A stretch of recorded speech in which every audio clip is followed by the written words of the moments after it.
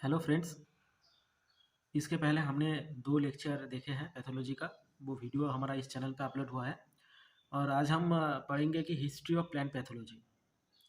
तो friends, plant pathology का शुरुआत कहाँ से हुआ और प्लांट पैथोलॉजी कैसे आगे बढ़ा और अभी का जो हम प्लांट पैथोलॉजी पढ़ रहा है उतना उतना रिसर्च कैसे हुआ, वो हम आज इस वीडियो में देखेंगे। फ्रेंड्स, ये जो आपका वीडियो है ये आपका कॉम्पिटिटिव एग्ज़ाम जो होता है उसको ध्यान में रखकर बनाया जा रहा है। तो इसलिए आपको ज़्यादा से ज़्यादा चीज़ें यहाँ से वो रटने वाला ही मिलेगा और कुछ-कुछ चीज़ें मैं स्टोरी के तरह भी आपको बताऊँगा। तो पहले जो प्लांट पैथोलॉजी है वो कैसे इवॉल्व हुआ है, तो उसका एक स्टोरी है कि आपका 1845 में आयरलैंड में आया था आयरिश फेमाइन।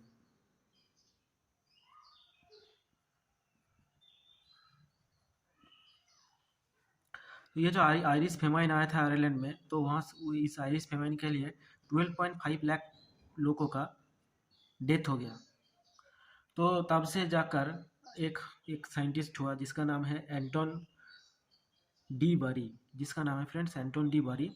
तो एंटोन डी बारी ने कॉज को ढूंढा कि कैसे आपका जो ये आयरिश फेमाइन कैसे हुआ, क्यों हुआ। वो कॉज के ढूंढा, कॉज को ढूंढने के तक उसको उसने वो इन्वेंट किया लेट ब्लाइट ऑफ पोटैटो को। तो फ्रेंड्स, इसको ही शुरुआत माना जाता है प्लांट पैथोलॉजी का और एंटोन डी बारी को प्लांट पैथोलॉजी का फादर माना जाता है।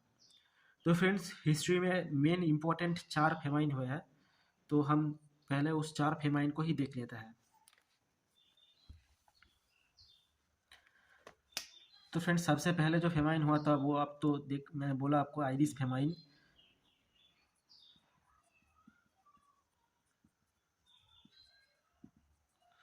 ये कहाँ हुआ था फ्रेंड्स? ये हुआ था आयरलैंड में। आयरलैंड में हुआ था आयरिश फेमाइन। कितना, कौन सा साल में? 1845। फ्रेंड्स, ये ईयर बहुत ही इंपॉर्टेंट है, इसको आप प्लीज़ ध्यान में रखिए। उसके बाद कितना आदमी मारा गया था ये इंपॉर्टेंट नहीं है, पर इस आप जान लीजिए कि इस आयरिश आयरिश फेमाइन के लिए 12.5 लाख डेथ हो गया था। यस, आयरिश फेमाइन किसके लिए हुआ था? आयरिश फेमाइन हुआ था late blight of potato disease के लिए।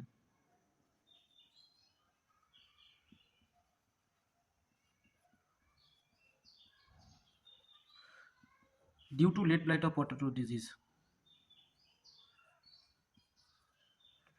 ओके फ्रेंड्स, और ये लेट ब्लाइट पोटैटो डिजीज का कॉजल ऑर्गेनिज्म क्या है फ्रेंड्स? ये है आपका फाइटोप्थेरा इन्फेस्टेंस।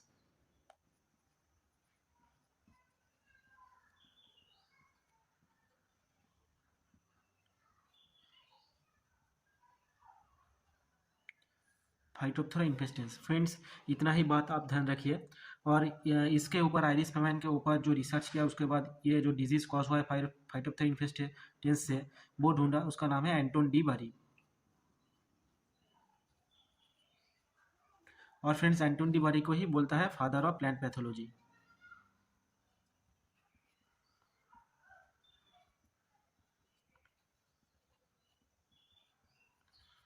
ओके फ्रेंड्स, तो फिर आप शायद लिख लिए होंगे, इसको मिटा देता है।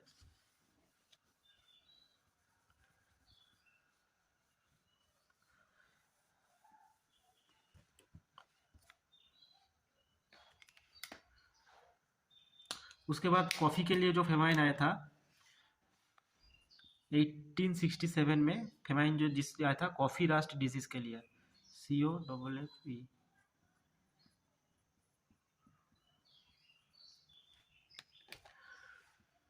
तो ये कहाँ से फर्स्ट ऑब्जर्व, कहाँ पे देखा गया था?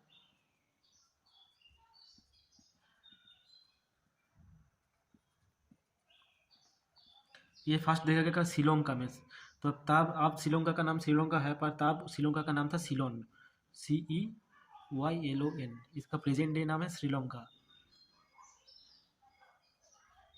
ओके फ्रेंड्स, तो कॉफ़ी जो रास्ट डिजीज है उसका कॉजल ऑर्गेनिज्म है CO for causal organism. Causal organism इसका है हेमेलिया वेस्टिटिकोला। हेमेलिया वेस्टिटिकोला, VESTETRICOLA।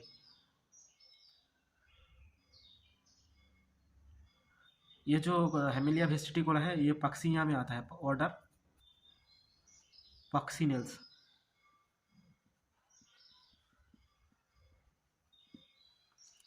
ओके फ्रेंड्स,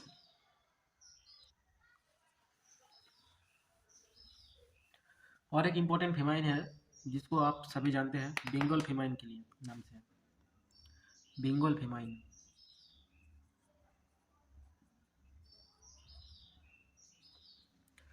तो फ्रेंड्स, बंगाल फेमाइन कब हुआ था? ये ईयर था 1943।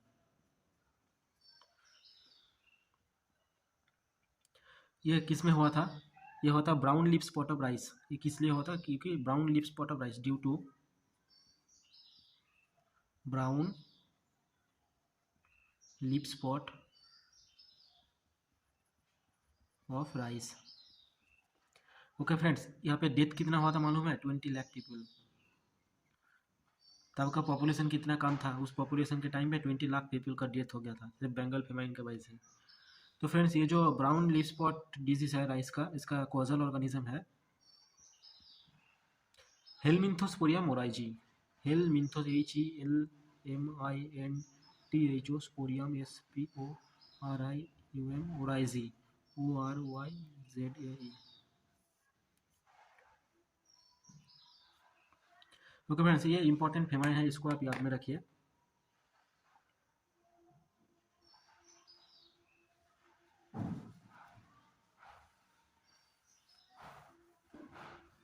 तो फ्रेंड्स, हमने दो इम्पोर्टेंट आपका जो फेमाइन है वो देखा। एक है आयरिश फेमाइन जो हुआ था 1845 में, और है कि आपका बंगाल फेमाइन जो हुआ था 1943 में। फ्रेंड्स, आप तीन इम्पोर्टेंट चीज़ आपका है। फर्स्ट है Bordeaux mixture, BOARDUX, Bordeaux mixture.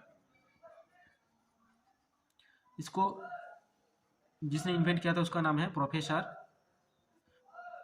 PMA मिलार्डेट।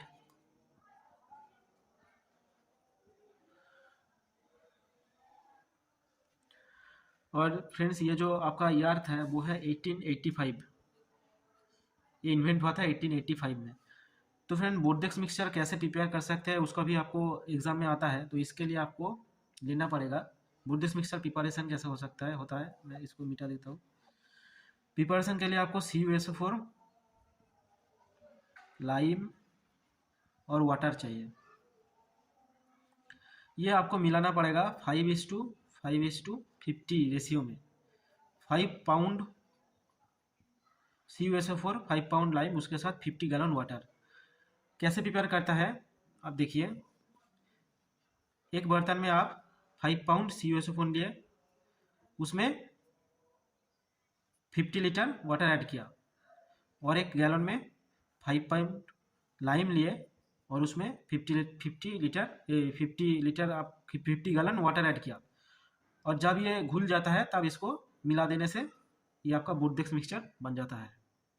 Okay friend, तो बोर्डेक्स मिक्सचर के बाद एक इम्पॉर्टेंट इवेंट है जो कि है डिस्कवर्ड हुआ था एक एंटीबायोटिक जिसका नाम था स्ट्रेप्टोमाइसिन। बोर्डेक्स मिक्सचर फ्रेंड, एक चीज लिखिए, फंगी प्लस बैक्टीरिया दोनों के लिए है। फंगी प्लस बैक्टीरिया दोनों का कंट्रोल के लिए बोर्डेक्स मिक्सचर यूज किया जाता है। और आपका जो स्ट्रेप्टोमाइसिन है,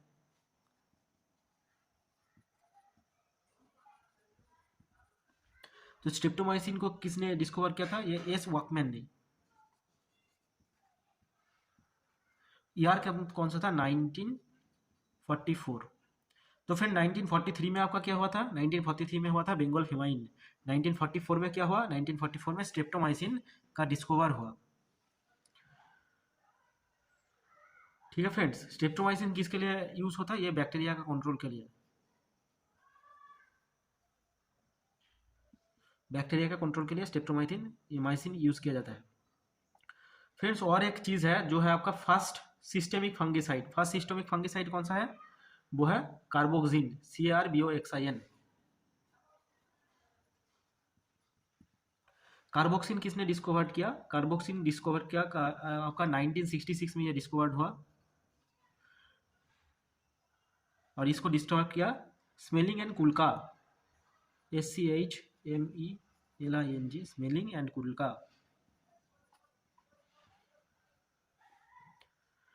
तो फ्रेंड्स, फर्स्ट बोर्डेक्स मिक्सचर, उसके बाद स्ट्रेप्टोमाइसिन, उसके बाद कार्बोक्सिन, ये 3 पॉइंट आप याद रखिए।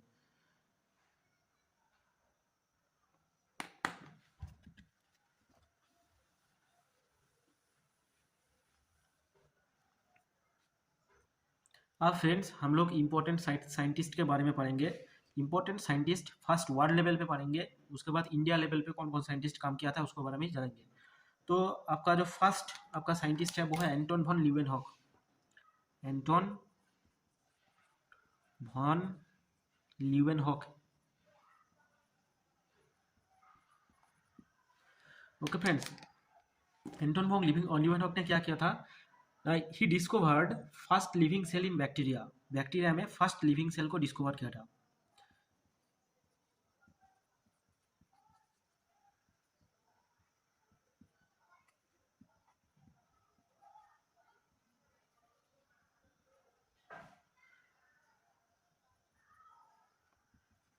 ओके फ्रेंड्स, ये first living cell of bacteria को डिस्कवर किया था। तब तो बैक्टीरिया का नाम बैक्टीरिया नाम नहीं था, तो इसने जो बैक्टीरिया का नाम दिया था उसको दिया था एनिमल क्यूल। बैक्टीरिया का वो तब ने उसको बैक्टीरिया का नाम दिया था एनिमल क्यूल। और फ्रेंड्स, फर्स्ट जो सेल डिस्कवर किया था उसका नाम क्या था? Robert Hooke. First bacterial cell discover करता है एंटन वॉन लीवेनहॉक, और फर्स्ट सेल डिस्कवर कौन करता है? Robert Hooke. पर वो जो सेल था वो डेड सेल था, और ये जो सेल है फर्स्ट लिविंग सेल है। ओके फ्रेंड्स, और फ्रेंड्स एंटोन वॉन लीवेनहॉक जो है वो डिस्कवर करता है फर्स्ट माइक्रोस्कोप, ये डिस्कवर करते हैं, ये डिस्कवर्ड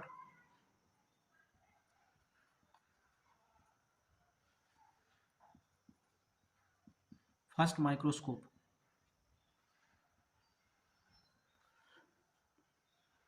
एंटोन वॉन लीवेनहॉक को हम बोलता है फादर ऑफ माइक्रोबायोलॉजी। यह है father of microbiology.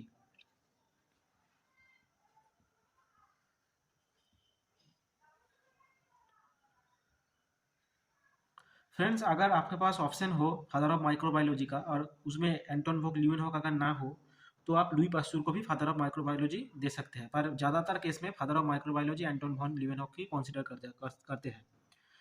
Okay friends,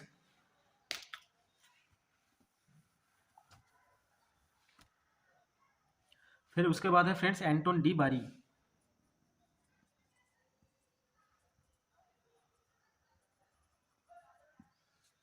तो एंटोन डी, मैंने आपको पहले ही बोला, एंटोन डी बारी को क्या बोलता है? Father of plant pathology. यह है फादर ऑफ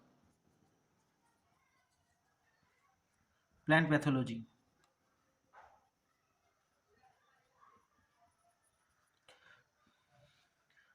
इसको friends father of modern mycology भी बोलता है।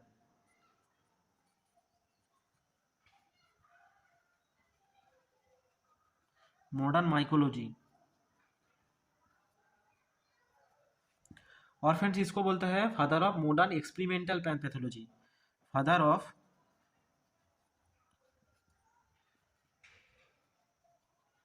Modern experimental plant pathology.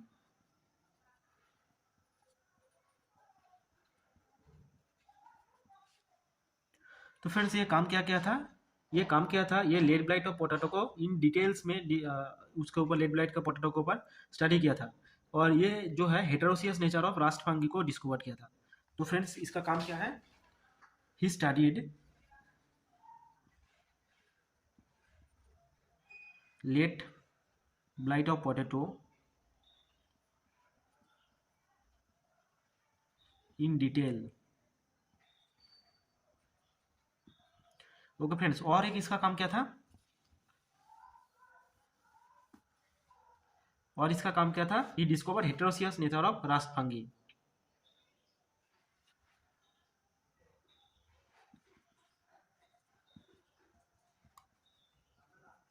हेटेरोसियस nature.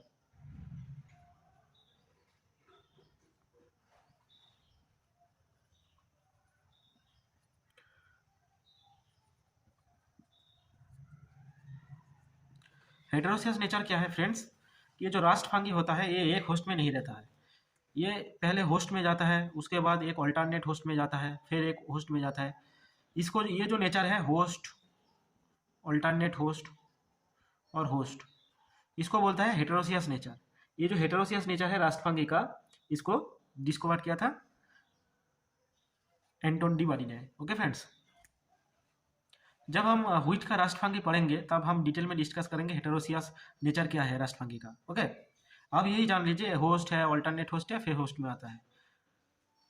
मतलब कि ये जो साइकिल होता है होस्ट ऑल्टरनेट होस्ट फिर होस्ट, इसको बोलता है हेटेरोसियस नेचर।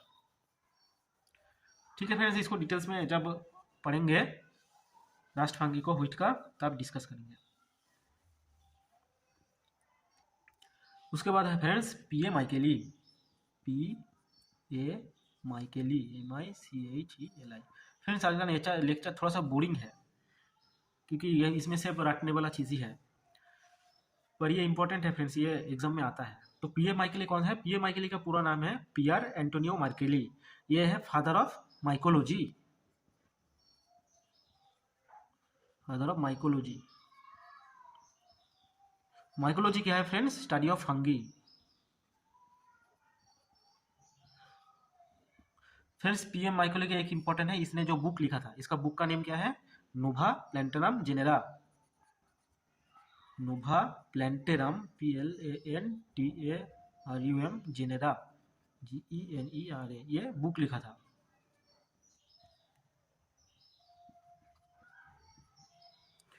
ये बुक किसने लिखा था? पी ए माइकेली ने। ये इंपॉर्टेंट है, नोवा प्लैंटेरम जेनेरा, ये क्वेश्चन आता है। ओके फ्रेंड्स, उसके बाद और एक इंपॉर्टेंट आपका नाम है जिसका नाम है रॉबर्ट हार्टिंग।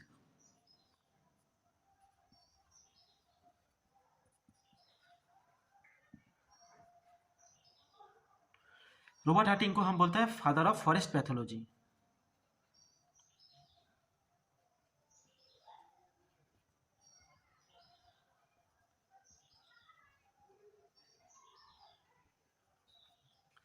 ओके फ्रेंड्स, उसके बाद है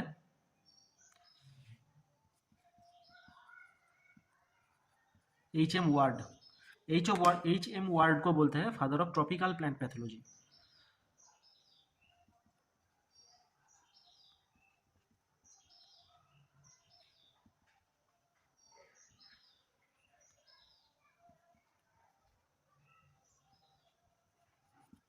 okay friends, P A Micheli father of mycology, Robert Hartig father of forest pathology and HM Ward father of tropical plant pathology. ठीक है,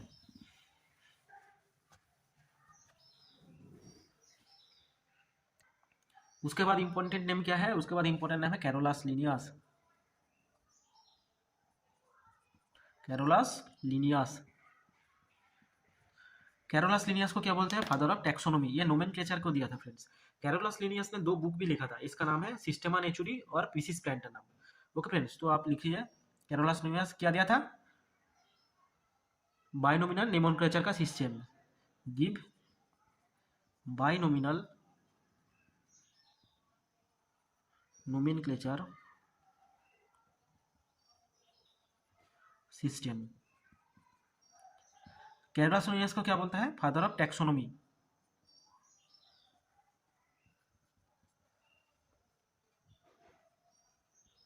कैरोलस लिनियस ने 2 बुक लिखा था, क्या क्या है? वेरी वेरी इंपॉर्टेंट है फ्रेंड्स, ये हर एग्जाम में आ जाता है। एक है सिस्टेमा नेचुरी,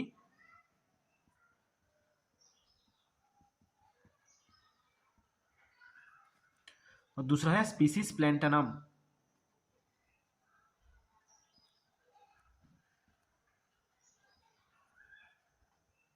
ओके फ्रेंड्स, ये आपको याद रखना है कैरोलस लिनियस को पूरा। उसके बाद फ्रेंड्स एक इंपॉर्टेंट नाम आ जाता है जिसका नाम है टिलेट। टिलेट क्या क्या था? पब्लिश क्या था? पेपर पब्लिश क्या था? किसके ऊपर? बांट फंगस के ऊपर। क्या क्या बांट फंगस है? स्टिंकिंग बांट है, कोभर बांट है। ओके फ्रेंड्स, तो फिर पब्लिश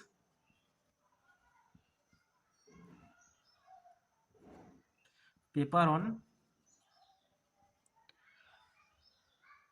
बांट फंगस, दैट इज क्या का बंट है? स्टिंकिंग बंट,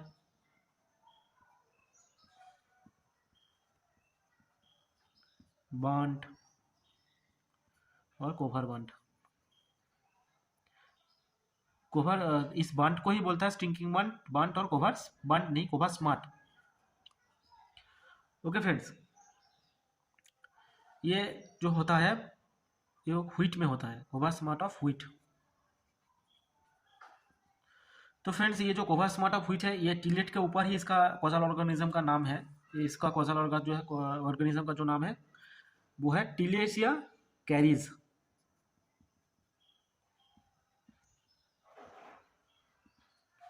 ओके फ्रेंड्स, व्हीट का जो कोवर स्मार्ट है, व्हीट का जो बंट है उसका नाम है टिलेसिया कैरीज। ये किसका नेम के ऊपर है? टिलेट का नाम के ऊपर। ये फ्रेंड्स आपको याद रखिए, क्योंकि ये क्वेश्चन भी आया था प्रीवियस ईयर्स में, कोई एक एडीओ में का क्वेश्चन में ये क्वेश्चन मैंने देखा था। ओके फ्रेंड्स, तो ये टिलेटिया कैरिस व्हीट का ब्रांड और व्हीट का कोवर स्मार्ट का डिजीज का नाम है, और टिलेट ने क्या किया था? फर्स्ट इसको ऊपर पेपर को पब्लिश किया था।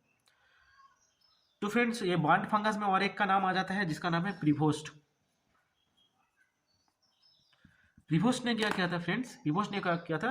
बांट सर्कल का जो बांट फंगस का जो लाइफ साइकिल है उसको डिस्कवर किया था। तो डिस्कवर्ड लाइफ साइकिल ऑफ बांट फंगस।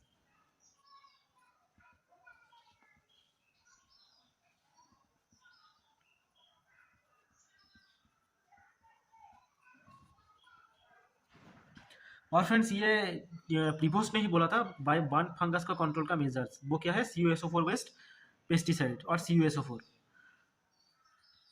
Control by CuSO4। कौन CuSO4 से कंट्रोल होता है? बांट फंगस। ओके फ्रेंड्स,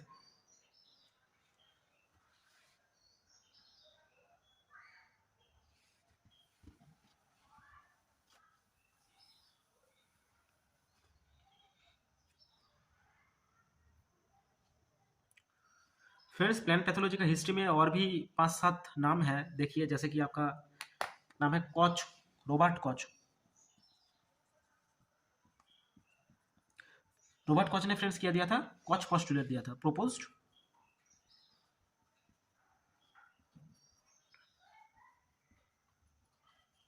कॉच पोस्टुलेट।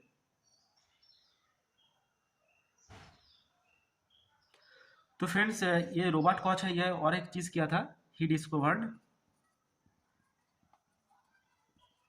एटियोलॉजी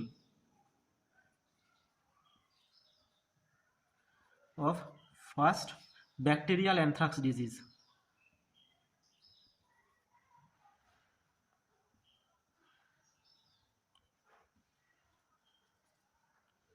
एटियोलॉजी का मतलब क्या है फ्रेंड्स? स्टडी ऑफ कॉज, मतलब कि कैसे हुआ ये डिजीज, ये ढूंढना को बोलता है एटियोलॉजी, स्टडी ऑफ कॉज।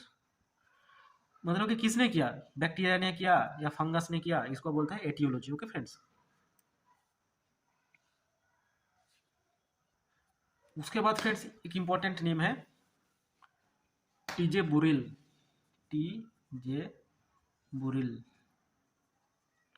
ये वेरी वेरी इंपॉर्टेंट नेम है फ्रेंड्स। ये टीजे बुरिल फर्स्ट डिस्कवर करता है कि बैक्टीरिया भी प्लांट में डिजीज करता है।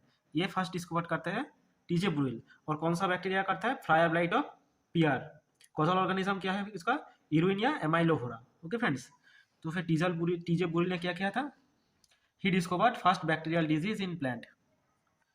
ही discovered first bacterial disease in plants. Okay friends, और फर्स्ट बैक्टीरियल डिजीज जो डिस्कवर हुआ था उसका नाम क्या है? उसका नाम है, ये काम क्या था? Fire blight of blight of PR. Causal organism कौन है? मतलब कि फर्स्ट बैक्टीरिया जो डिस्कवर हुआ था वो कौन था? इरुइनिया एमाइलोफोरा।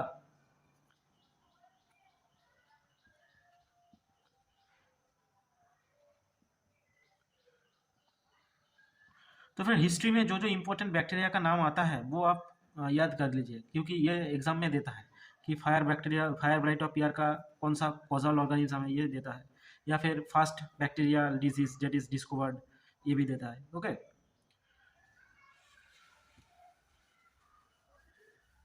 उसके बाद एक नाम आता है इंपॉर्टेंट H फ्लोर का। H फ्लोर, इसको फ्रेंड नाम हम प्लांट ब्रीडिंग में भी पढ़ता है।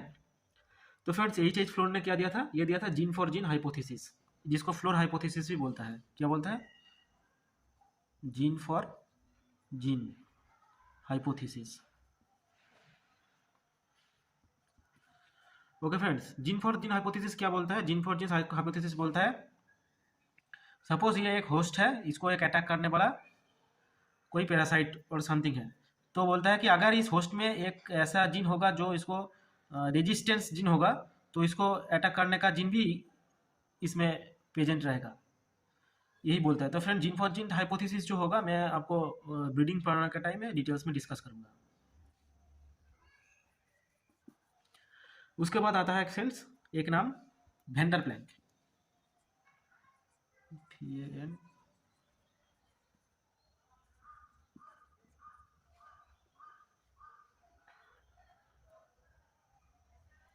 फ्रेंड्स वेंडर प्लैंक ने वो जो है ना हॉरिजॉन्टल और वर्टिकल रेजिस्टेंस का जो कॉन्सेप्ट है वो वेंडर प्लैंक ने दिया था। इसको बोलते हैं फ्रेंड्स फादर ऑफ एपिडेमोलॉजी। और फ्रेंड्स वेंडर प्लैंक ने जो है एक कॉन्सेप्ट दिया था जिसको बोलते हैं हम लोग वर्टिफोलिया इफेक्ट। तो हम लिख लेते हैं, फिर वर्टिफोलिया इफेक्ट को भी डिस्कस करेंगे। तो वेंडर प्लैंक क्या बोलता है? Concept of Vanderplank give concept of horizontal and vertical resistant.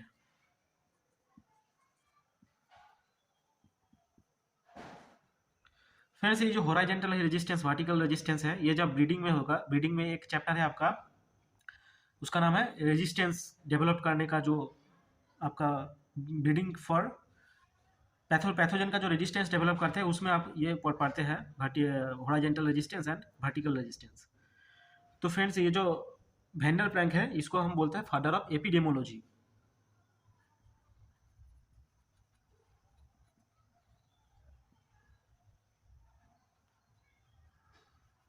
और वेंडर प्लैंक ने एक थ्योरी दिया था जिसका नाम है vertifolia effect. Give concept of vertifolia effect.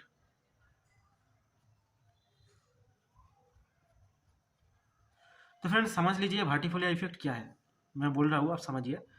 कि सपोज करिए एक इलाका में एक प्लांट है जिसको कोई डिजीज वहाँ पे सीवियर था, कोई एक इलाका में कोई एक डिजीज सीवियर था, उस डिजीज के रेजिस्टेंस एक प्लांट हमने डेवलप किया। तो जब ये डिजीज का रेजिस्टेंस प्लांट डेवलप्ड होगा, तब क्या होगा, पूरा जो इलाका है, पूरा इलाका, उस इलाका का हर एक जो फार्मर होगा वो इस प्लांट को लगाएगा। उसके बाद अगर कोई न्यू डिजीज आ जाएगा जिसमें इस प्लांट में रेजिस्टेंस नहीं है, तो तब क्या होगा, तब ये जो पूरा फसल है पूरा मर जाएगा, उस डिजीज के कबल में आ जाएगा। तो ये जो चीज़ हुआ कि एक में एक डिजीज का रेजिस्टेंस था, इसलिए सभी लोगों ने इसको लगा दिया, फिर एक नया डिजीज आ गया और उस डिजीज ने उस प्लांट को पूरा मार दिया, वहाँ पे पूरा फसल को पूरा नष्ट कर दिया। ये जो इफेक्ट है, ये जो कॉन्सेप्ट है, इसको बोलते हैं वर्टिफोलिया इफेक्ट। ओके फ्रेंड्स, ये बैक्टीरिया और फंगस का इंपॉर्टेंट जो साइंटिस्ट का नाम है वो गया। आप थोड़ा सा वायरस का भी देख लेते हैं। वायरस का साइंटिस्ट में एक इंपॉर्टेंट नाम आता है, उसका नाम है कासिनिस। KASSANIS। यह क्या था, ये डिस्कवर किया था satellite virus.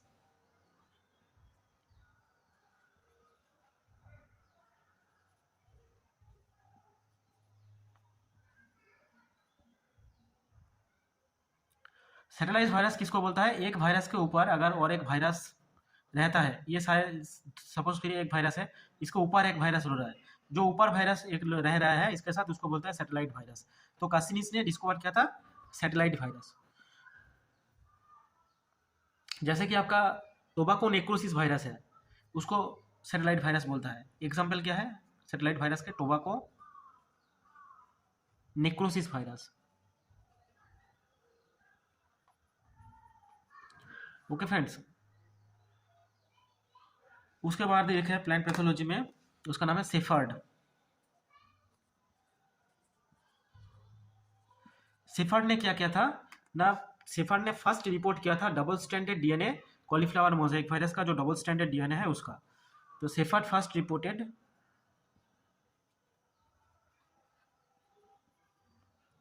Double standard DNA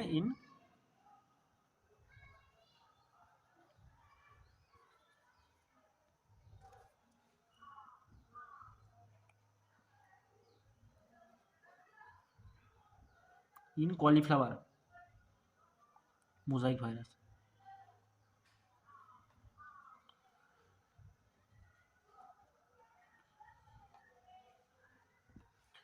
okay friends, तो ये तो है डबल स्टैंडर्ड डीएनए। तो सिंगल स्टैंडर्ड डीएनए किसने डिस्कवर किया था? ये भी तो होगा। तो सिंगल स्टैंडर्ड डीएनए डिस्कवर किया था गुडमैन ने।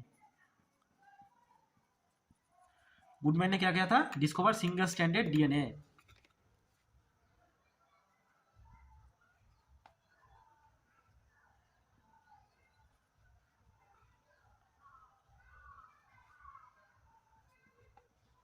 ओके फ्रेंड्स,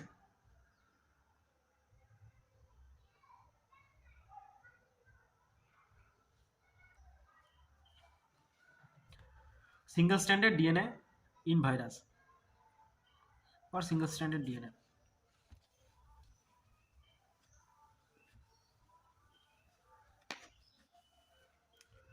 उसके बाद है फ्रेंड्स दो साइंटिस्ट है, एक का नाम है टीओ डिनर और उसका दूसरा का नाम है प्रूसनर। टीओ डिनर ने क्या किया था? टीओ डिनर ने आपका जो वायरॉइड है, वायरॉइड को डिस्कवर किया था। और प्रूसनर ने क्या किया था? प्रूसनर ने प्रियॉन्स को डिस्कवर किया था। तो टीओ डिनर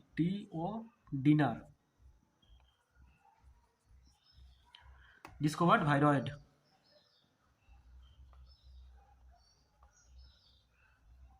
कहाँ पे डिस्कवर किया था? पोटैटो स्पिंडल ट्यूबर वायरस ने। In potato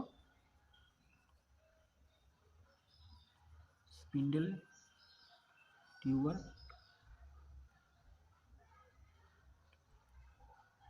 discover viroid in potato spindle tuber disease.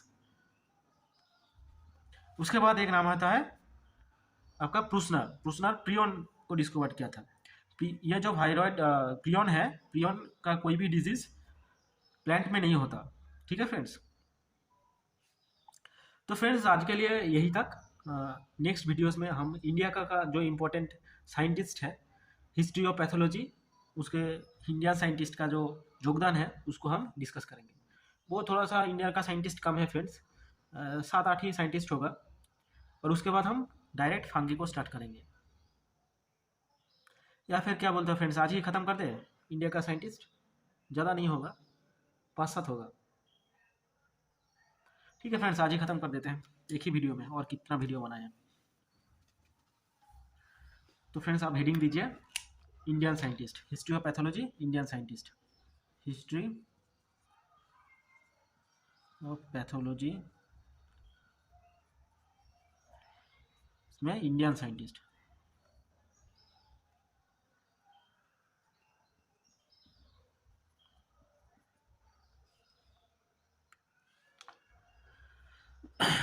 तो आपका जो फर्स्ट आ जाएगा एक नाम, उसका नाम होगा EJ बाटलर।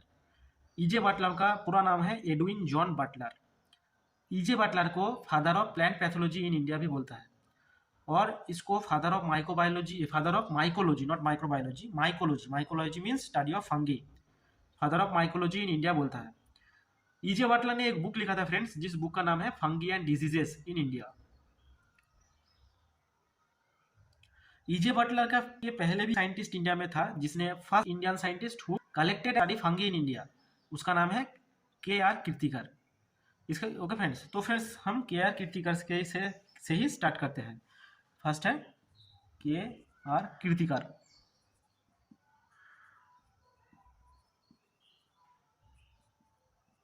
Okay friends, KR. Kirtikar ने क्या किया था? First Indian scientist who collected and study fungi in India. First Indian scientist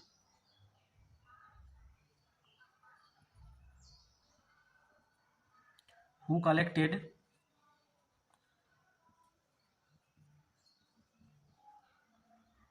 and studies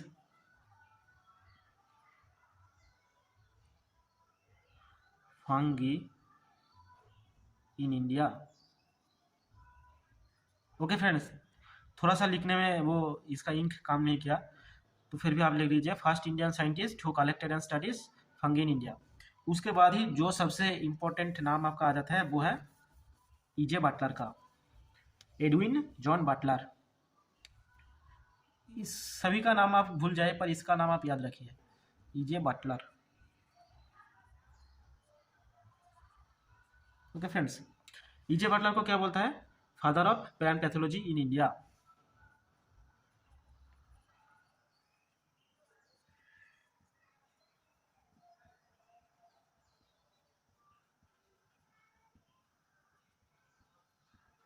और इसको क्या बोलता है, father of mycology in India.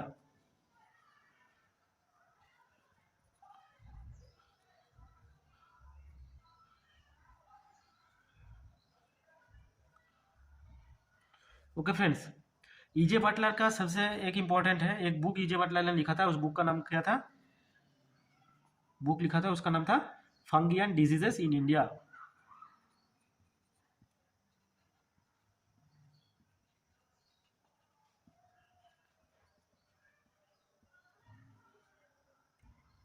E J Butler का जो बुक है फ्रेंड्स उसका नाम क्या है, fungi and diseases in India. और एक बुक है सेम नाम का, फंगी एंड प्लांट डिजीजेस, ये बुक लिखा था बीबी मुंदतकर ने। ओके फ्रेंड्स, तो हम आप देखते हैं बीबी मुंदतकर को। तो फ्रेंड्स बीबी मुंदतकर के बारे में दो तीन बातें बोल दे कि बीबी मुंदतकर ने इंडियन प्लांट पैथोलॉजी सोसाइटी को स्थापित किया था IRI में। और बीबी मुंदतकर ने एक जर्नल भी निकला था, उसका नाम था इंडियन फाइटोपैथोलॉजी। और बीबी मुंदतकर ने जो हम पहले ही बोला कि बुक लिखा था फंगी एंड प्लांट डिजीजेस, तो आप इसको ध्यान रखिए कि ईजे बटलर का जो बुक है उसका नाम है fungi and diseases in India, और बीबी मुंदतकर का जो बुक है उसका नाम है fungi and plant diseases. Okay friends, तो फिर आप होगा इंपॉर्टेंट साइंटिस्ट का last, Bibi मुंदकर।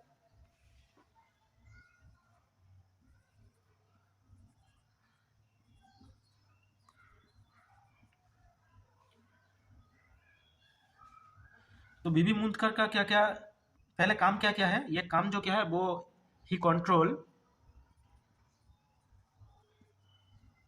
Wilt of cotton through, कैसे, वर्टिकल रेजिस्टेंस के साथ, through vertical resistance, sorry vertical नहीं, वर्टिकल तो रेजिस्टेंस है, varietal resistance.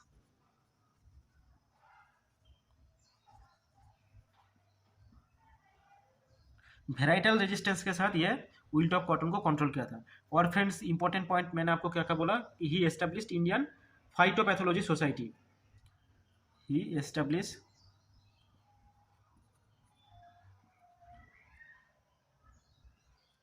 Indian phytopathology society.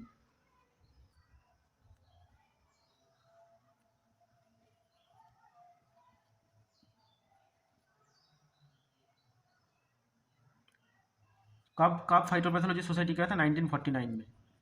कहाँ क्या था, इन IRI। तो फ्रेंड्स ये एक इंपॉर्टेंट जर्नल भी निकलता था, उस जर्नल का नाम क्या था, इंडियन फाइटोपैथोलॉजी। इसने चालू किया था जर्नल को, इसका नाम है इंडियन फाइटोपैथोलॉजी।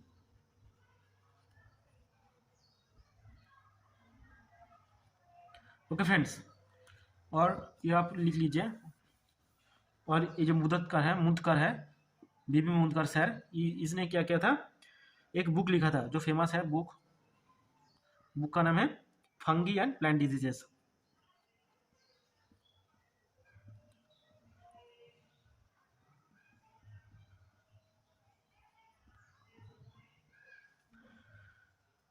ओके फ्रेंड्स, तो फ्रेंड्स इंडियन का साइंटिस्ट जो है तो यहाँ तक ही है, इम्पोर्टेंट नाम और नहीं है, और अगर होगा तो ज़्यादा हो जाएगा, आप इनको ही रट लीजिए। आज का जो लेक्चर था ये पूरा रटने वाला लेक्चर था। कल से हम फ्रेंड्स फंगी को स्टार्ट करेंगे, उसके बाद बैक्टीरिया, उसके बाद होते होते वायरस, पूरा हम पढ़ेंगे। ओके फ्रेंड्स, उसके बाद प्लांट का जो डिजीज़ होगा, इंपॉर्टेंट डिजीज़, राइस का इंपॉर्टेंट डिजीज़, व्हीट का इंपॉर्टेंट डिजीज़, वो भी हम देखेंगे, और एक लिस्ट को भी हम बनाएंगे जिससे हम याद रख सकते हैं। प्लांट पैथोलॉजी में जो सबसे ज़्यादा है वो याद रखने का चीज़ है, और ये जो है ये बेसिक है। अगर आप फंगी के बारे में थोड़ा सा जान जाएंगे कि इसको एस्कोमाइकोटा बोलता है, इसको बेसिडियोमाइकोटा बोलता है, इसको ये बोलता है, वो बोलता है, तो हम फ्रेंड्स जो भी क्वेश्चन आएगा एग्जाम में वो ही कर देंगे। फ्रेंड्स ये जो लेक्चर सीरीज हम बना रहे हैं ये सभी वीडियोस मतलब सभी कॉम्पिटिटिव एग्जाम के लिए है। जैसे कि आप देखिए हम लोग ज़्यादातर प्रिपेयर करते हैं IBPS AFO के लिए, पर IBPS AFO में इतना ज़्यादा सब कुछ नहीं आता था, कभी कभी डीप में देता है, कभी कभी डीप में नहीं देता। पर हमारा जो ड्रीम होता है, हर एक एग्रीकल्चर बॉयज़ का जो ड्रीम होता है, फर्स्ट तो ड्रीम होता है कि आपका प्रोफेसर बनना या फिर कोई साइंटिस्ट बनना, ARS बनने का लिए। अगर ARS बनने में और प्रोफेसर बनने में पूरा PhD तक जाना पड़ता है, पर हम लोग फ्रेंड्स सच की बात है कि हम लोग PhD में नहीं जाते हैं। ग्रेजुएशन करके भी हमारा जो ड्रीम होता है वो एग्रीकल्चर ऑफिसर बनना या फिर असिस्टेंट डायरेक्टर ऑफ एग्रीकल्चर बनना, मतलब कि स्टेट लेवल का जो एग्रीकल्चर का पोस्ट होता है ADO बनना, ये जो होता है राजस्थान के लिए जो AAO बनना, ये जो होता है ये हमारा ड्रीम होता है। तो इसके लिए फ्रेंड्स जो पैथोलॉजी है, इंटोमोलॉजी है, एग्रोनॉमी है, सॉइल साइंस है, इसको थोड़ा सा डीप में पूछा जाता है। तो अगर आप लोग ये वीडियो ऐसे थोड़ा सा डीप में पढ़ेंगे तो आपको अच्छा होगा। तो फिर ठीक है फ्रेंड्स, अगर आपको जो वीडियोज़ को अगर अच्छा लगा तो वो भी मेंशन कर दीजिए कि अच्छा लगा, और अगर वीडियोस में कोई फॉल्ट आपको मिला तो वो भी आप मेंशन कर दीजिए कि ये फॉल्ट मिला है और इसको सुधारने का ज़रूरत है।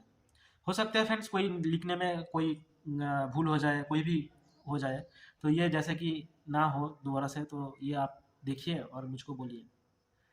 थैंक यू फ्रेंड्स, आप ये लेक्चर अभी तक सुन रहे हैं कि मतलब कि आपने पूरा लेक्चर देखा, इसलिए आपको मेरा तहे दिल से आपको शुक्रिया। थैंक यू, गुड बाय, मिलते हैं नेक्स्ट वीडियो में। ओके।